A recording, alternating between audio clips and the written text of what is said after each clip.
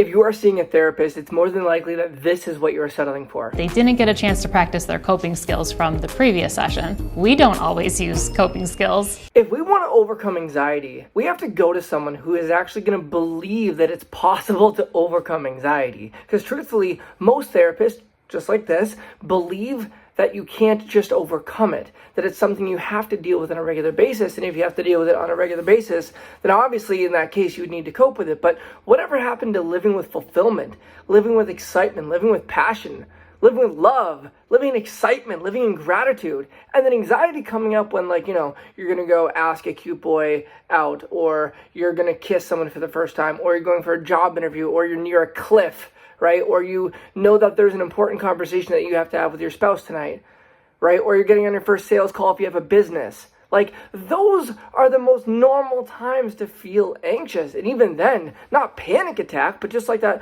okay, this is a little nerve-wracking. Like, those are normal things.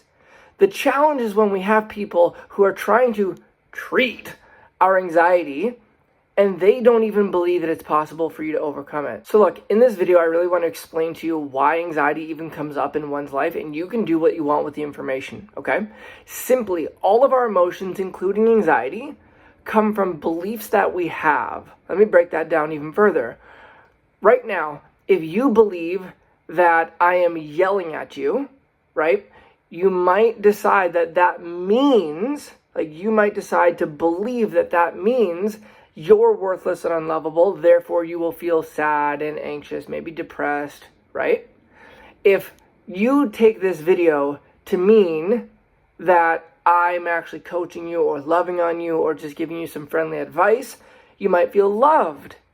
I know these are super simple things, but the meanings that we attach to something create the emotions. They don't just happen because of brain chemistry. There is a belief we need to have about something in order to feel an emotion. By the way, beliefs and meanings are the same thing, right? It's, I believe that this thing means yada, yada, yada. So it's the same thing. They're interchangeable.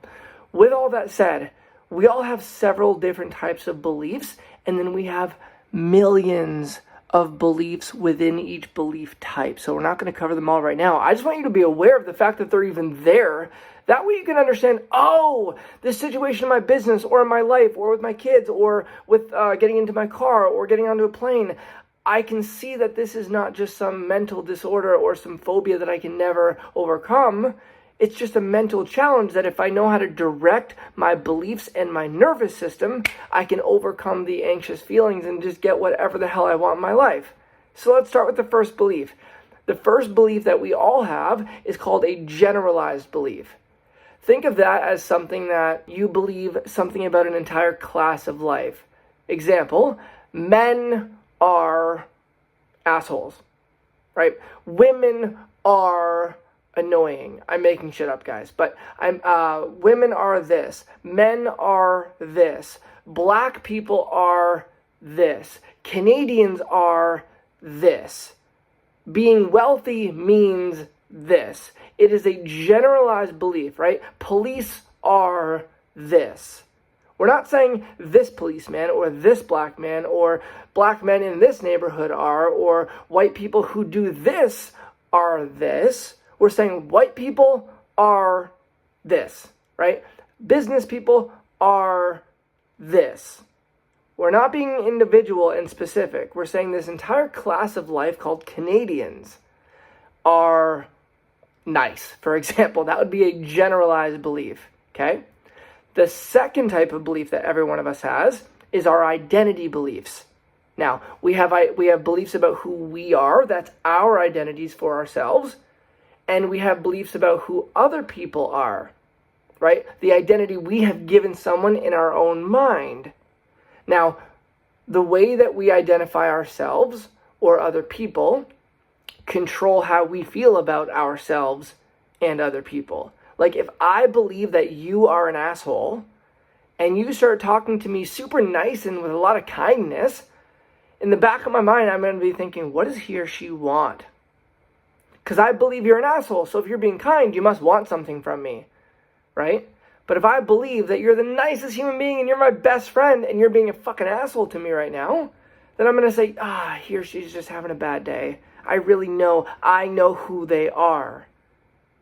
So that's our identity beliefs. The same thing with ourselves, right? If I believe I'm an asshole, I'm always going to find a way to either be an asshole, or even if I'm kind in a moment, I'm going to find something to do with my kindness that makes me an asshole.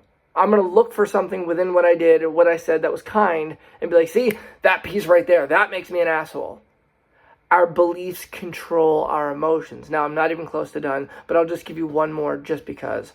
Another belief that we all have is what we value most, what you and I believe is most important to us, the feelings that we want to experience most. But I'm not going to get into that. I just want to let you know that there are more. There's 6 belief systems, and there's millions of beliefs that we all have within each system. So there's a lot going on up here in our nervous system. But here's my point. If you're seeing a coach, if you're seeing a therapist, if you're seeing any kind of professional to help you get through the feelings that you're going through, but they believe, just like this, We don't always use coping skills. that all you can do is cope with them, you will never feel better. You just won't. Because coping presupposes that this thing is happening to us. We are a victim of circumstance, right? We're at the effect. There's nothing we can do except cope with the situation. But my friend, you are not the manager of your circumstances. You are the designer of your life. And if you're not yet, become that. You don't need to settle for how things are, including how you feel regularly. You can raise your standard and decide, this is where I'm going to play the game of life from now on, right? This is how I'm going to feel from now on.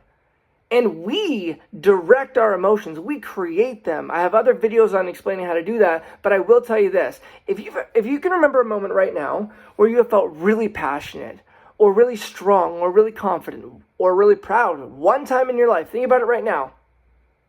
Okay? You got one? I want you to notice, how were you breathing and what was the tension in your body like? How fast were you moving? Or were you not at all? Notice what you were doing with your body in that moment. And notice what you were focusing on in that very moment. You were not focusing on the problem. You were not focusing on something that's out of your control. You were not super tense. Your face wasn't scrunched up.